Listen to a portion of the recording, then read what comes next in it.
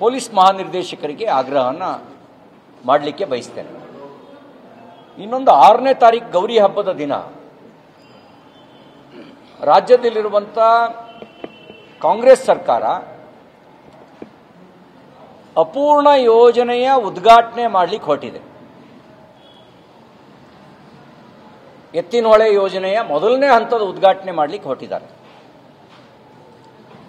2014ರ ಲೋಕಸಭಾ ಚುನಾವಣೆಗೆ ಮುಂಚೆ ಶಂಕುಸ್ಥಾಪನೆ ನಡೆಸಿದ ಸಂದರ್ಭದಲ್ಲಿ 1 ವರ್ಷದೊಳಗೆ ನೀರು ಕೊಡ್ತೀವಿ ಅಂತ ಭಾಷಣ ಮಾಡಿ ಲೋಕಸಭಾ ಚುನಾವಣೆಯನ್ನು 2014ರಲ್ಲಿ ಚಿಕ್ಕಬಳ್ಳಾಪುರ ಲೋಕಸಭಾ ಚುನಾವಣೆಯನ್ನು ಕಾಂಗ್ರೆಸ್ ಪಾರ್ಟಿ ಗೆಲ್ತು. ಮಾನ್ಯ ಮುಖ್ಯಮಂತ್ರಿ ಸಿದ್ದರಾಮಯ್ಯನವರೇ ಅವತ್ತು ಮುಖ್ಯಮಂತ್ರಿ ಆಗಿದ್ದರು. ಅವ್ರು ಹೇಳಿದ ಮಾತು 1 ವರ್ಷದ ಒಳಗೆ ಚಿಕ್ಕಬಳ್ಳಾಪುರಕ್ಕೆ ನೀರು ಹರಿಸ್ತೇವೆ ಅಂತಕ್ಕಂಥ ಮಾತು ಹೇಳಿದರು. ಇಡೀ ಯೋಜನೆಯ ಆರಂಭಿಕ ವೆಚ್ಚ 8,000 ಕೋಟಿ, ಪರಿಷ್ಕೃತ ಅಂದಾಜು 12,000 ಕೋಟಿ.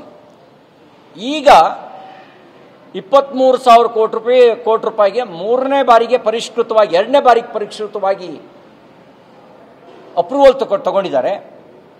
16,000 ಕೋಟಿ ರೂಪಾಯಿ ಬಿಲ್ಲೇ ಕೊಟ್ಟಿದ್ದಾರೆ.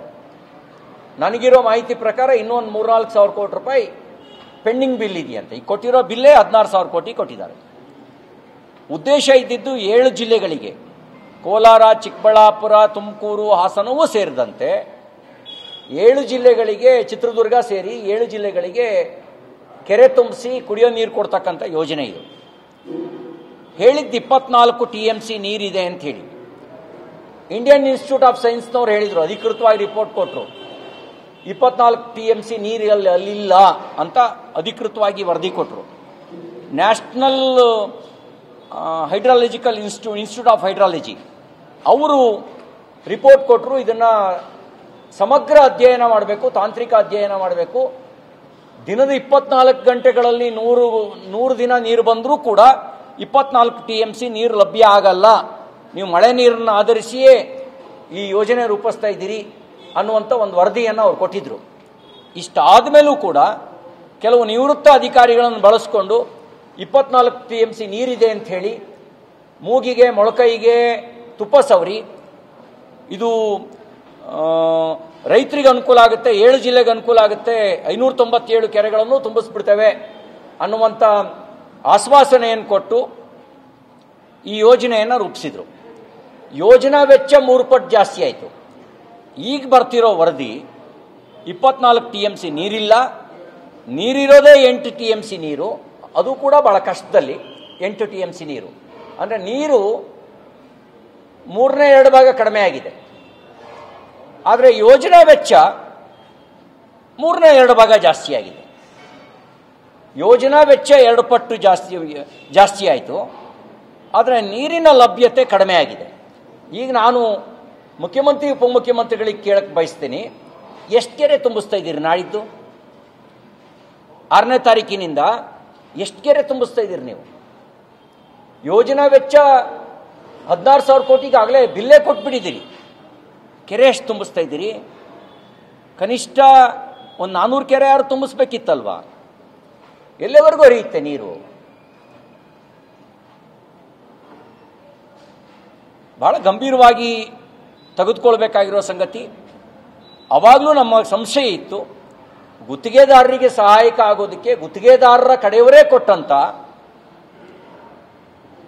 ಟೆಕ್ನಿಕಲ್ ರಿಪೋರ್ಟ್ನ, ಅಂದರೆ ನೀರಿನ ಲಭ್ಯತೆ ಪ್ರಮಾಣ ಅನ್ನೋದನ್ನು ಅಧಿಕೃತ ಸಂಸ್ಥೆ ಕೊಟ್ಟಿರೋದಲ್ಲ.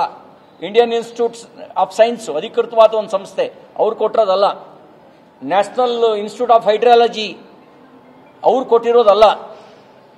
ಖಾಸಗಿಯವರು ಕೊಟ್ಟಂಥ ರಿಪೋರ್ಟ್ನ, ಕಾಂಟ್ರಾಕ್ಟರ್ ಪರವಾಗಿ ಕೊಟ್ಟಂಥ ರಿಪೋರ್ಟ್ನ ತಗೊಂಡು ನೀವು ಯೋಜನೆ ಖರ್ಚು ಮಾಡಿ ನೀರೆಲ್ಲಿ ಕೊಡ್ತಾ ಇದ್ದೀರಿ? ಚಿಕ್ಕಬಳ್ಳಾಪುರಕ್ಕೆ 10 ವರ್ಷ ಆಯ್ತಲ್ಲ ನೀವು ಭಾಷಣ ಮಾಡಿ, ಯಾವಾಗ ಹರಿಸ್ತೀರಿ ನೀರನ್ನ? ಚಿಕ್ಕಬಳ್ಳಾಪುರ ಮುಟ್ಟುತ್ತಾ ಇದು? ಕೋಲಾರಕ್ಕೆ ಈ ನೀರು ಕೊಡೋಕ್ಕೆ ಸಾಧ್ಯ ಇದೆ ನಿಮ್ಮ ಕೈನಲ್ಲಿ? ಎಲ್ಲಿವರೆಗೂ ಹರಿಸ್ತೀರಿ ನೀರು? ನನಗೆ ಅನಿಸುತ್ತೆ ಇದು ಒಂದು ದೊಡ್ಡ ಭ್ರಷ್ಟಾಚಾರದ ಕೂಪ. ಕೆದಕಿದ್ರೆ ಮೂಡಕ್ಕಿಂತ ದೊಡ್ಡ ಹಗರಣ ಅಂತ ಅನಿಸುತ್ತೆ. ಆ ದೃಷ್ಟಿಯಲ್ಲಿ ಹಾಲಿ ನ್ಯಾಯಾಧೀಶರಿಂದ ಈ ಒಂದು ಎತ್ತಿನಹೊಳೆ ಯೋಜನೆಯ ಸಮಗ್ರ ತನಿಖೆ ಆಗಬೇಕು ಅಂತ ನಾನು ಆಗ್ರಹಿಸ್ತೇನೆ. ಮತ್ತು ಮುಖ್ಯಮಂತ್ರಿ ಉಪಮುಖ್ಯಮಂತ್ರಿಗಳಿಗೆ ತಮ್ಮ ಮೂಲಕ ನಾನು ಬಹಿರಂಗವಾಗಿ ಪ್ರಶ್ನೆ ಮಾಡ್ತಾ ಇದ್ದೀನಿ. 6ನೇ ತಾರೀಕಿನಿಂದ ಎಷ್ಟು ಕೆರೆ ತುಂಬುತ್ತವೆ? 7 ಜಿಲ್ಲೆಗಳಿಗೆ ನೀರು ಕೊಡ್ತೀರಾ ಅಥವಾ ಎಷ್ಟು ಜಿಲ್ಲೆಗೆ ಮಾತ್ರ ನೀರು ಕೊಡ್ತೀರಿ? ಈಗಲೇ ಯೋಜನಾ ವೆಚ್ಚ 23,000 ಕೋಟಿಗೆ ಏರಿಸಿದಿರಿ. ಮುಗಿಸ್ಬೇಕಾದ್ರೆ ಇನ್ನೆಷ್ಟು 1,000 ಕೋಟಿ ಬೇಕಾಗುತ್ತೆ?